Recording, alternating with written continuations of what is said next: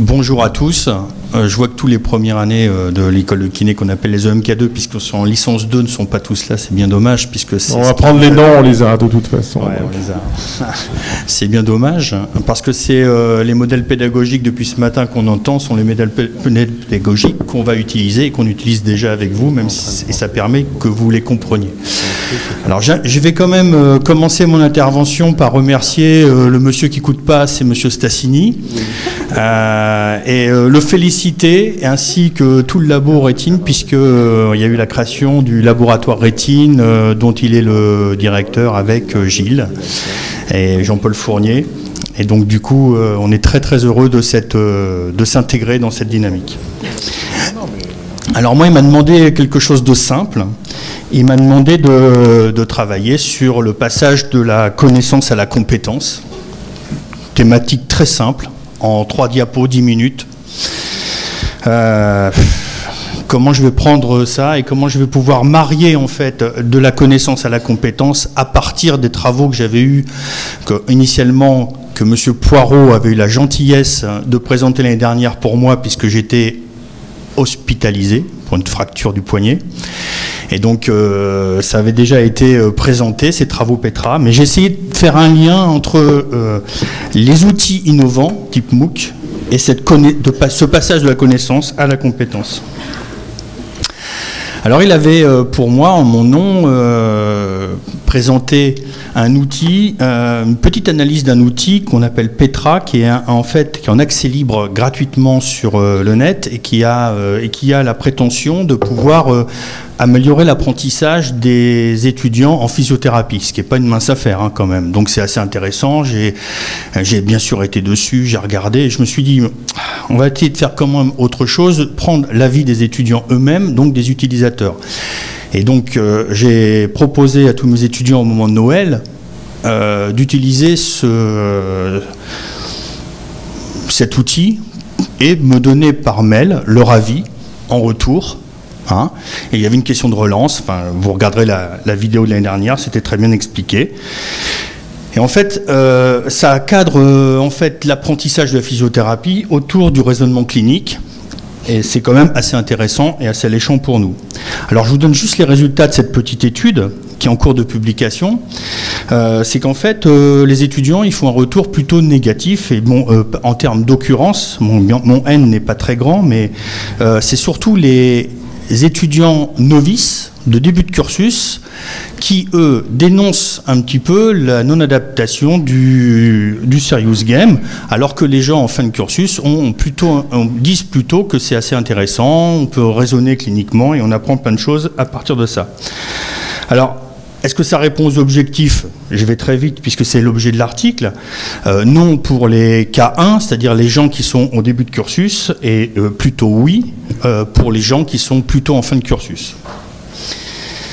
Alors à partir de ça, je vous soumets des petites verbatims qui ont été évoqués par les étudiants, et dans le sens positif, donc plutôt en fin de cursus. Ils disent que mise en pratique de nos connaissances acquises précédemment, donc on sent bien qu'ils ont des connaissances, et de ces connaissances, ils les ont mobilisées à travers l'utilisation de ce serious game.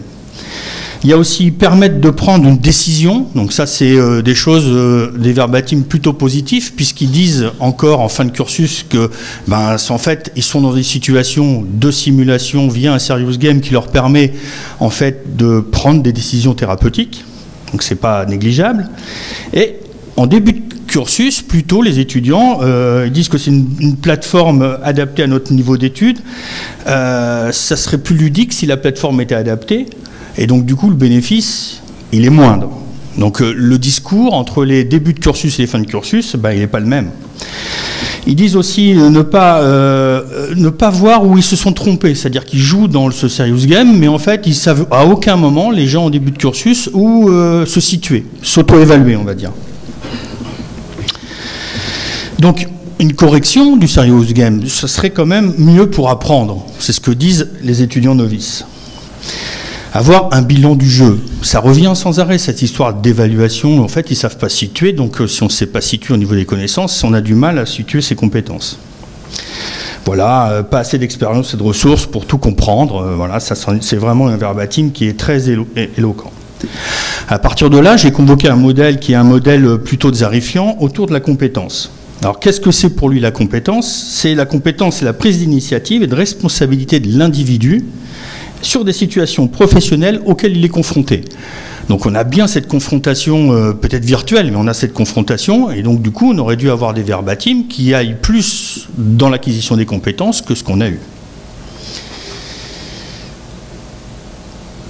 À partir de là, on a défini un petit peu ce qu'était que l'apprentissage d'un métier de la santé, et l'apprentissage d'un métier de la santé, c'est l'apprentissage de la distinction et non pas de la reproduction. Donc ça c'est une donnée théorique de Zarifian qui est assez très importante, puisqu'elle permet de comprendre qu'en fait ça ne sert à rien d'utiliser un mode behavioriste, de dire fais comme moi, puisque de toute façon la reproduction du geste à l'identique n'existe pas.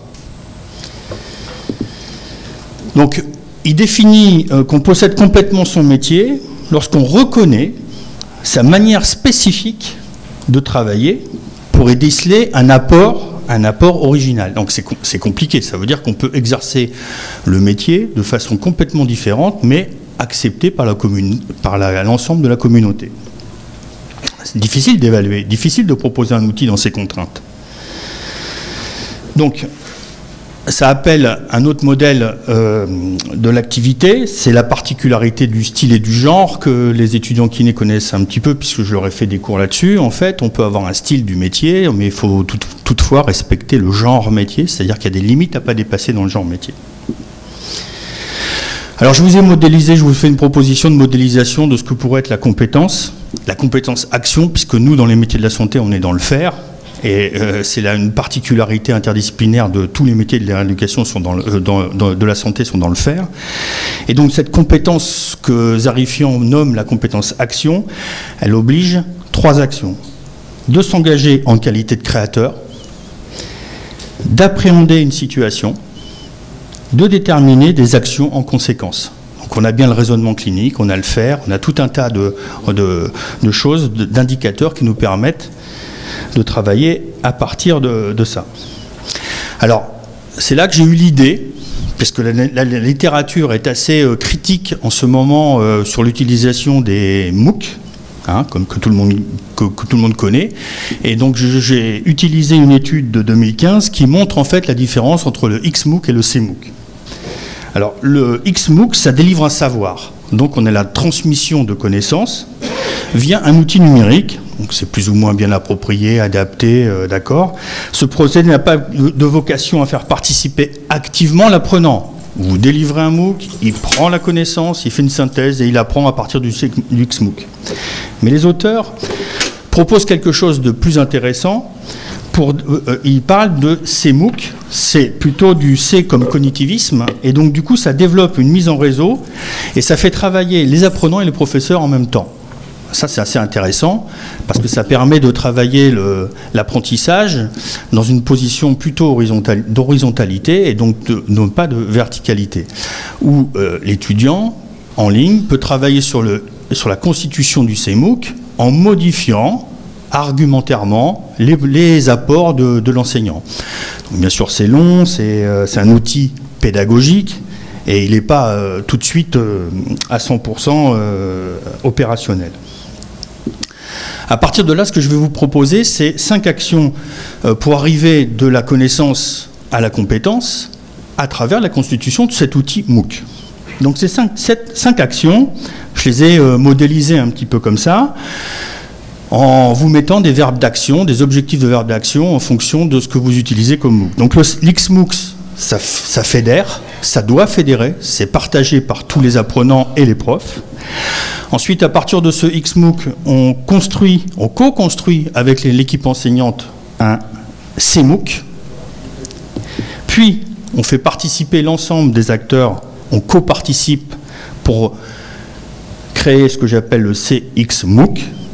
On teste, on le joue, on joue le CXMOOC qu'on a construit, donc on l'auto-évalue.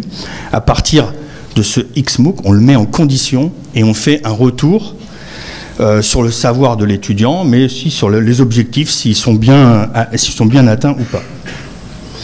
Alors, c'est un dispositif que j'ai pensé pour le CESA, Pourquoi? Parce que le CESA, c'est énormément d'étudiants, une grande quantité d'étudiants, où on doit partager des informations et on doit adapter en fonction d'un dispositif pédagogique, en fonction du public très spécifique qu'on a. C'est-à-dire qu'on va, des L2 santé devront être capables de délivrer un message adapté à des troisième année, au niveau scolaire.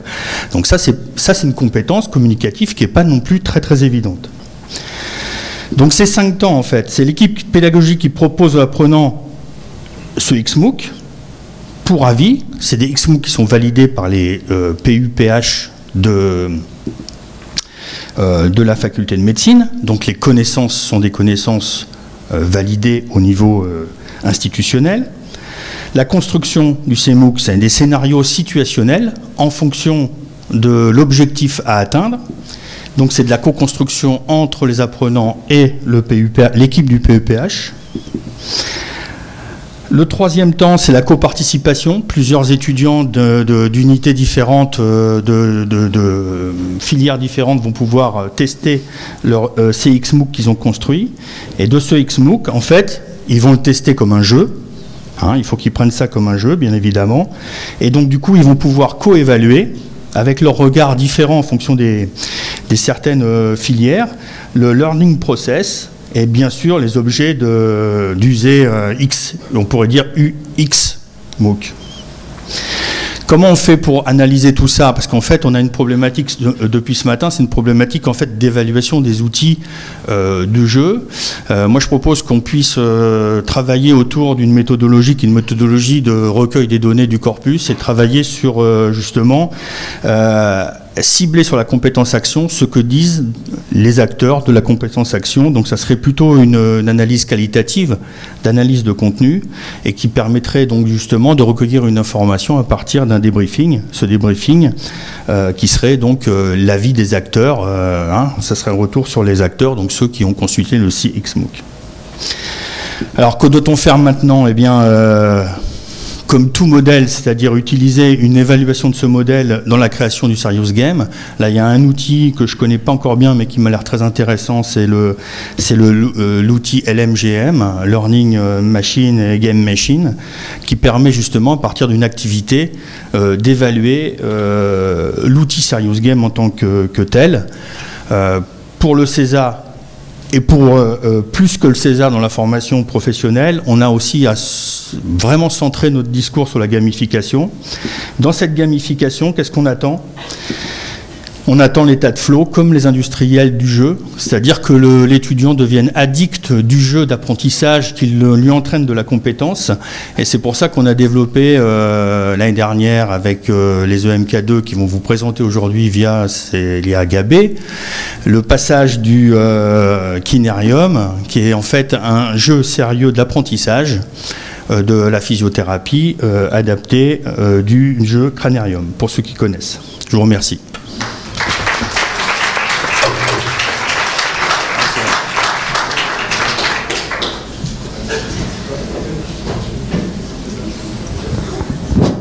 Merci Arnaud. Est-ce qu'il y a des questions sur cet exposé?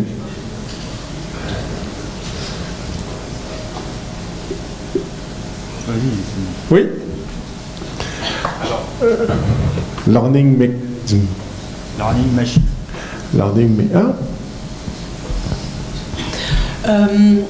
Merci de votre présentation. C'était très intéressant. En fait, ça m'a beaucoup intéressé que vos étudiants, dans leurs premières années, qu'ils ont du mal en fait à voir la valeur ajoutée de ces serious games. Et en fait, ça me fait penser à pas mal d'autres technologies où on voit en fait les mêmes mécanismes, et c'est-à-dire qu'il faut aussi apprendre à apprendre avec des nouvelles technologies. Et dans ce sens-là, ça me semble tout à fait logique que ce promo de cette première année a du mal à vraiment voir la valeur ajoutée. Et probablement, ce qui sera une bonne nouvelle, c'est dans le futur, il y aura dans la licence 1, dans votre école, il y aura des étudiants qui jouent tous les jours et qui l'ont fait à l'école. Et pour eux, ça sera complètement normal de le faire. Mais en fait, votre proposition de ce 5 MOOC, bravo pour cette solution, parce que il me semble à moi que ça c'est vraiment le parcours idéal pour arriver au but que vous voulez réaliser. Et en fait, j'espère que l'année prochaine, tu veux nous raconter en fait les résultats, parce que c'est complètement dans la théorie, tout le monde va aller vers la co-création, et il me semble vraiment très très intéressant, et moi j'ai déjà envie de voir les résultats de l'année prochaine. Alors c'est pour l'instant théorisé, puisque je l'ai pensé pour le proposer à Sandra Lassalle pour le service sanitaire, hein, pour la problématique qu'on a dans la formation du service sanitaire, au-delà de la formation des kinés. Mais c'est vrai que nos kinésithérapeutes recrutés en L2 de masso-kinésithérapie, pour faire simple, sont des gens qui sont issus de la PACES et qui ont été sélectionnés par la PACES, qui ont été habitués à être évalués via des connaissances, des QCM à double, triple négation. Donc il faut leur laisser un peu de temps de se rééduquer, de se réhabiliter à la vraie vie. Et ils sont maintenant qu'ils sont dans une formation professionnalisante, généralement on a 100%, et donc on va essayer justement de les faire monter en compétences beaucoup plus vite que ce qu'on pouvait nous, et c'est tout l'enjeu de modifier la pédagogie des professions de santé en interdisciplinarité. Et moi je suis content que M. Fournier me propose d'intégrer la simulation, même si on est d'accord avec Sandra, il va y avoir un problème de planification, mais il faut quand même y aller. Il faut pas, voilà, les contraintes c'est secondaire. Et puis la création dans l'apprentissage, c'est, vous savez, je ne sais pas combien il y en a là, il y en a beaucoup moins que ce matin, mais combien il y en a qui sont sur Internet, Facebook ou autre chose en même temps, qu'on parle, qu'on échange là-dessus, parce que c'est leur avenir quelque part. Il n'y en a pas beaucoup. Je pense qu'il n'y en a pas beaucoup. Il y en a une minorité, quoi. Donc, moi, j'étais pas capable, et je suis toujours pas capable de faire deux choses à la fois, mais par contre, ils ont cette capacité, les jeunes, sociologiquement, de pouvoir zapper rapidement, d'utiliser plusieurs outils numériques à la fois. Et nous, comme qui sommes à des postes où on peut décider de la pédagogie, si on ne se met pas un grand coup de pied aux fesses pour aller vers eux au niveau sociologique, on va être très très vite dépassé, des vieux, en disant les jeunes sont bons à rien, et voilà. Et je pense que moi, ce que je veux surtout, et je leur délivre ce message, puisque ceux qui n'auront pas eu la possibilité de venir, parce qu'ils sont très pris aujourd'hui, on avait dégagé du temps, eh bien eux, je leur dis que il y a un mot d'ordre à l'IFMK, c'est de faire des propositions créatives sur leurs outils pédagogiques, et moi je suis prêt à écouter, entendre et les faire travailler. D'ailleurs, c'est ce que vous allez pouvoir apprécier dans les prochaines minutes.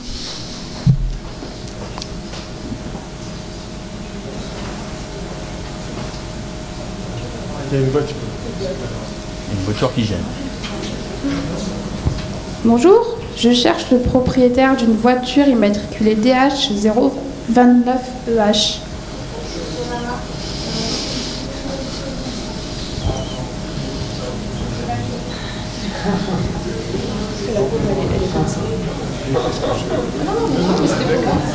Super Sylvain. Donc vous êtes sûr qu'il n'y a personne, on va pas le punir, hein. Si, oui, non. Bon, on peut redire le numéro peut-être? DH 029 EH. Bon. Elle est rouge. Ok. Merci. Désolé. Est-ce qu'il y a d'autres questions, interventions sur... tu veux dire Gilles. Juste un petit commentaire par rapport à une discussion que j'ai eue avec un étudiant à midi de l'IFMK. Tu disais en fait que la compétence, c'est à la fois du style et du genre. Clos. Oui, enfin, et c'est en fait la même chose que le proverbe qui est écrit juste à la sortie de cette salle sur le chemin, un proverbe chinois. Ouais. Alors, j'ai oublié le proverbe par cœur, vous pouvez le relire en sortant, mais en gros, c'est peu importe le chemin, ce qui compte, c'est comment on fait le chemin. Oui, bien sûr. On a fait beaucoup travailler sur le concept de style et de genre. Parfait. D'autres interventions? Oui, Myriam. Myriam. Attends, ah non, il n'y a plus, excuse-moi. Je croyais qu'il y avait...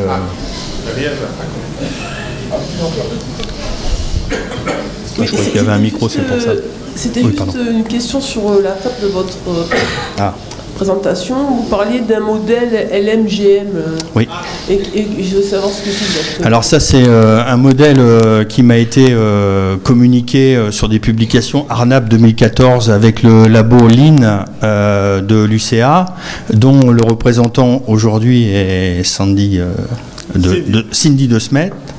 Et donc du coup, c'est ça. Alors, si je le traduis bien, hein, tu peux me corriger, mais c'est un modèle très intéressant qui permet en fait, parce que le jeu, le problème, c'est de l'évaluer. Évaluer si on a bien les objectifs en regard de ce qu'on a mis en place. Est-ce que la pédagogie, l'apprentissage qu'on veut, est-ce qu'on ne fait pas que jouer, et est-ce que c'est pas la machine qui prend le dessus sur l'apprentissage? Est-ce qu'il y a un bon équilibre? Est-ce que ça répond à nos objectifs? Ça, c'est très intéressant parce que c'est un des outils qui nous permet, par l'analyse de contenu, de vérifier si les objectifs sont atteints. Les objectifs que nous, on s'est mis en place dans la création du jeu. Et ça, c'est extrêmement important. Extrêmement important. Pourquoi? Parce qu'en fait, on pourrait dire, bon, c'est ludique, c'est beau, c'est merveilleux, ils jouent, mais en fait, ils apprennent rien. Ou contrairement, le modèle Serious Game ou la nouvelle technologie qu'on utilise, eh bien, en fait, elle est absolument pas ludique. Mais par contre, elle nous apprend énormément de choses. Et donc, du coup, il y a un équilibre entre les deux. Et cet équilibre-là, il est extrêmement difficile l'acquisition est extrêmement difficile. Et donc, on propose il propose... Margarita Romero Arnab, dès 2014, propose justement un outil qui permet d'évaluer la répartition dans l'activité du jeu et de l'apprentissage. Et donc du coup, je pense que c'est un outil qui va nous permettre d'évaluer le jeu. Ça prend en compte le flow, ça prend en compte l'apprentissage et ça prend en compte le game, le jeu, quoi. Et donc du coup, c'est un outil qui, à mon avis, il va falloir qu'on creuse pour que les outils qu'on propose soient des outils qui auraient été évalués un petit peu avant ou dans une phase un petit peu expérimentale, si on peut dire comme ça, hein, une petite phase expérimentale de test sur certains joueurs et avec un outil d'évaluation qui nous permette de dire on est trop dans l'apprentissage, on est trop dans le game, on est trop dans le... Voilà. C'est ça, non? C'est bien expliqué, donc j'ai bien lu l'anglais avec Google Traduc. Moi, j'ai juste une question qui tombe un peu bizarrement, mais est-ce qu'on est obligé de jouer pour apprendre? Et est-ce que ça s'adapte à tout? Non. Est-ce que le jeu s'adapte à tous les apprentissages? Est-ce que je veux dire, il faut vraiment les mettre les deux ensemble à chaque fois? Est-ce qu'il n'y a pas des fois des thèmes où on ne peut pas, quoi, où on ne doit alors, pas, on est extrêmement loin en tout cas dans ce que je connais, dans l'apprentissage de mon métier, on est extrêmement loin des apprentissages qui seraient tous basés 100% sur le jeu. Donc là, la question se pose pas, puisqu'en fait, ce qu'on essaie d'initier, c'est justement introduire les outils numériques et les nouvelles technologiques dans une forme ludique, mais c'est encore du balbutiement, quoi, hein. L'étudiant, ce qu'il veut, lui, enfin en tout cas pour les miens, il veut, c'est être diplômé. Voilà. Il veut être diplômé parce que ça lui donne sécurité du travail, c'est logique. Et son référentiel pour l'instant de l'éducation nationale, donc c'est bien dommage qu'ils ne mettent pas le jeu dans l'éducation nationale. Enfin, moi je ne fais pas partie de l'éducation nationale, donc je m'en fiche. Mais en fait, ils répondent, l'étudiant se structure par rapport à une évaluation. L'évaluation, si c'est une évaluation des connaissances, et non pas des compétences créatives à partir d'un jeu ou d'autre chose, ou d'un autre outil, hein, eh bien, son intelligence humaine va être de reproduire exactement, répondre à des QCM à triple négation, et voilà. Et on aura loupé peut-être ce que Claude appelle le genre, le style dans le genre, la création d'un style professionnel dans une activité du genre. Alors, il n'y a pas d'obligation, certainement pas d'obligation. Ni du côté de l'étudiant, si on peut parce que finalement, tout ce qu'on a entendu hier, et si je fais un peu le lien avec les années précédentes, il y a des postures qui maintenant, sans pour autant nier cette latéralité, sont plutôt dans le partage et la co-construction. Et donc à partir de là, on est tous à table, c'est pas juste pour relancer Meriem, mais on est tous autour d'une table, il y a des connaissances qui sont, on va dire, sur cette table et on apprend à les utiliser. Et je veux dire que l'enseignant apprend aussi des étudiants la façon dont ils composent leur menu. Désolé, j'ai peut-être dû parler de cette métaphore avant manger, mais sur la digestion, mais je pense que c'est effectivement cela. C'est-à-dire que derrière, s'il y a un outil numérique, on a vu ce matin une base de données, très bien, dans le process. Alors ensuite, et ça on pourrait en reparler longuement, on a vu, donc depuis 12 ans, il existe des logiciels qui nous aident à comprendre le process de l'étudiant, à prévoir toutes les étapes avec une vingtaine d'actions possibles. Ce sont les Australiens qui ont développé ça, c'est Learning Management pour le M, c'est le LAM, et au milieu, Jean-Paul, j'ai oublié, c'est pas grave, Learning Assessment Model ou... comment ? Assessment. C'est ça. Et donc là, on est devant un outil qui nous permet même, lorsqu'on y met finalement des branches, d'orienter l'étudiant en fonction du résultat à telle ou telle évaluation formative dans tel endroit de remédiation avec d'autres, voire même l'utilisation de forums médiés, etc. C'est-à-dire qu'en fait, tout prend son sens, parcours de soins du président. Et si je prends ton métier, à un moment donné, tu vas avoir une analyse. Si elle n'est pas construite dans ce parcours, elle va servir à rien. Et cette, on va dire, cette cohérence que l'étudiant donne et que finalement l'étudiant, on lui propose, et c'est lui qui dispose finalement.